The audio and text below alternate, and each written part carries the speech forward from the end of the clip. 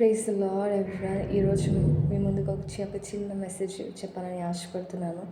దేని గురించి అంటే, ఆత్మవిషయమై దీనులైన వారు ధన్యులు, పరలోక రాజ్యం వారిని. దుఃఖపడేవారు ధన్యులు, వారు ఓదార్చబడుదురు. సాత్వికులు ధన్యులు, వాళ్ళు భూలోకమును స్వతంత్రించుకుంటారు. మనం నేర్చుకున్నాం కదా, ఈ 2 వర్సెస్ కోసం నేర్చుకున్నాం. ఈరోజు మనం నేర్చుకోబోయేది ఏంటంటే, సాత్వికులు ధన్యులు, వారు భూలోకమును స్వతంత్రించుకుంటారు.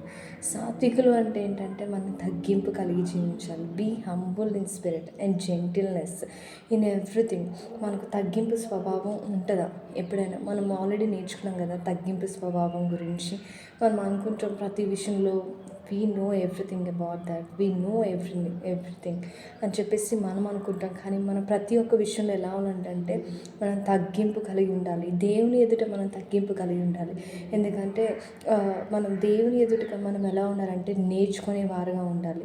We doesn't know anything about anything, but మనం ఎలా ఉండాలంటే తగ్గింపు కలిగి ఉండాలి.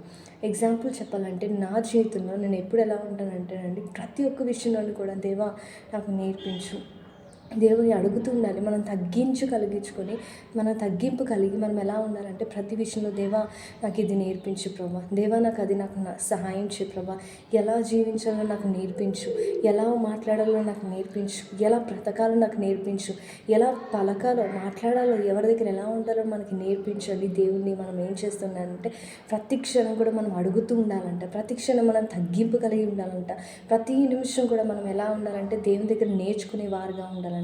పరిశుద్ధాత్మ దేవుడు మనకి ఎలా అంటే నేర్పిస్తూ ఉంటాడు. మనకి ఏం చేస్తాడంటే, ప్రతి ఒక్క విషయంలో మనకి సహాయం చేస్తూ ఉంటాడు.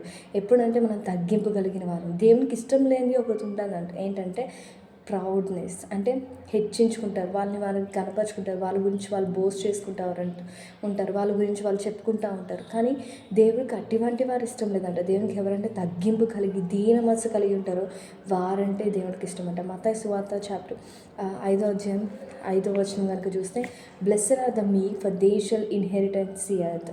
అంటే ఎవరైతే తగ్గింపు కలిగి ఉంటారో వాళ్ళు భూలోకమును స్వతంత్రించుకుంటారు. ఎలా స్వతంత్రించుకుంటారు? ఏదైనా వాళ్ళకి ఇస్తారా? లేదండి, అవసరం లేదు. మీరు ఎలా ఉన్నారో జెంటిల్నెస్ తగ్గింపు కలిగి ఉంటే ఆటోమేటిక్గా the world will come after you. The world will come after you. You doesn't need to go after them.